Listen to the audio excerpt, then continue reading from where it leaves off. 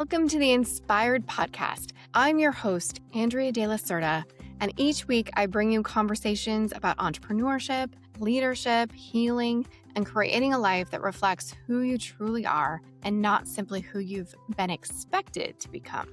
As a 22-year entrepreneur, corporate executive, business coach, and leader, I've had the privilege of mentoring hundreds of women through major life transitions. Women who are leaving careers, rebuilding after divorce, starting businesses, rediscovering themselves, and asking one common question: how did I lose myself? This podcast exists because I believe so many of us were taught how to succeed, but very few of us were taught how to belong. And today, we're going to talk about why that matters. I want to ask you an important question. Have you ever been surrounded by people and still felt completely alone? Have you ever walked into a family gathering, a board meeting, a church, or even your own home and thought, I don't think anyone really sees me? Not the version that's productive, not the version that's agreeable, not the version that's successful, but you, the real you. Because if you have, I want you to know something before we go any further. You are not alone. For years, I thought that feeling different meant something was wrong with me. I spent decades trying to become someone who would finally feel like she belonged. And what I didn't realize was that I was searching in places that required me to abandon myself in order to be accepted. Psychologists tell us that belonging is one of our most fundamental human needs. Long before we worried about careers or money or success, we needed community. For our ancestors, belonging to the tribe literally meant survival, and our brains still carry that wiring today. We naturally seek connection, acceptance, and love. But somewhere along the way, many of us learned that belonging had conditions. You belong as long as you're obedient, as long as you don't ask too many questions, as long as you don't outshine anyone, as long as you don't challenge the system, as long as you become who everyone else needs you to be. But that's not belonging. That's performance. This conversation is incredibly personal for me because if I'm honest, some of the deepest pain in my life wasn't caused by failure. It was caused by feeling like I didn't belong. It started in my own family. I always felt a little different. I asked questions. I thought differently. I was more outspoken. I dreamed differently. I wanted more than what was expected of me. And I loved my family deeply, but there was always this quiet feeling that maybe I didn't quite fit. Something about me didn't quite fit. So I learned something that many little girls learn. I just learned to adapt, to become easier, to become quieter, to become who I thought people wanted me to be. Then that pattern followed me into my marriage. Over time, I slowly lost confidence in my own voice. My husband was incredibly intelligent. And somewhere along the way, I began believing that he was just simply smarter than I was, that his opinions carried more weight, that his perspective was more valuable. I stopped trusting myself. I second-guessed my intuition. I deferred to someone else's judgment before I ever even considered my own. And not because anyone explicitly said that my voice didn't matter, but because enough subtle messages convinced me that mine mattered less. Looking back now, that wasn't a partnership at all. It was self-abandonment. And then came corporate leadership, right?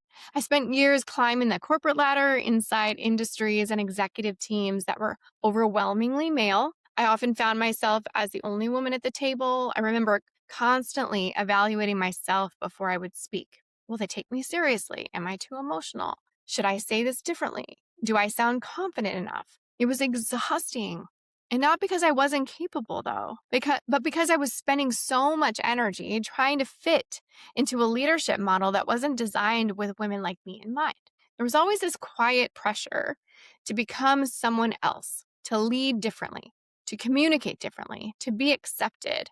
And here's what I realized. The common thread wasn't my family, it wasn't my marriage, wasn't even corporate America. The common thread was that I believed belonging had to be earned. That if I achieved enough, helped enough, served enough, sacrificed enough, eventually someone would hand me the permission to be fully myself. But that never came, of course. There's a grief that we rarely acknowledge. The grief of feeling unseen. The grief of constantly editing yourself. Of wondering if people would still love you if they met the real version of you. The grief of hiding parts of yourself because experience taught you that they weren't welcome or it wasn't safe. Maybe it's your ambition, your spirituality, your creativity, your intelligence, your sensitivity, your opinions, maybe your dreams. And the hardest part, then, after enough years, you don't even realize you're performing anymore. You just think performance is your personality, it's your reality. One of the biggest lessons that I had to learn the hard way is that fitting in and belonging are not the same thing. Fitting in asks, who do I need to become so you'll accept me? Where belonging asks, can I remain fully myself while we're connected? Those are radically different questions. One requires performance, the other requires authenticity. And when you're fitting in, you're scanning the room, constantly reading people, adjusting yourself, monitoring your words, monitoring your emotions, monitoring your dreams. But belonging feels a bit different. Belonging feels like exhaling. Some of those loneliest years of my life were not the years that I lived alone.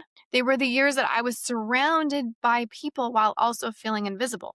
And that's because loneliness, it's not simply about the absence of people, it's about the absence of authentic connection and communication. People can't know you if you're constantly hiding yourself, and they can't love the real you if they've only ever met your survival self. Here's the question that changed my life. What if the problem isn't me? What if I've simply outgrown the environment? We spend so much of our lives assuming that discomfort means we need to change ourselves. Sometimes discomfort is simply data. It's simply information.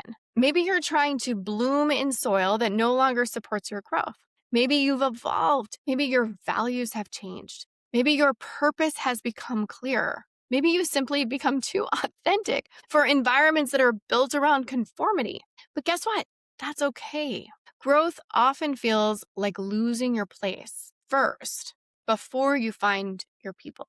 The greatest lesson I've learned is that you'll spend your entire life chasing belonging if you're asking other people to give you something that you've never given yourself. Self-belonging means trusting your intuition, your gut, that gut feeling, honoring your values, speaking your truth, choosing yourself at the end of the day. Not because everyone will approve it, but because you do. When I stopped trying to fit into everyone else's expectations, a lot of things changed. My relationships changed, my businesses changed, people I attracted changed, the opportunities I attracted changed, because authenticity attracts what performance never can. This is one of the deepest transformations that happens inside my program, The Inspired Rewrite. People often come in believing that they're broken, that somehow they've lost themselves along the way.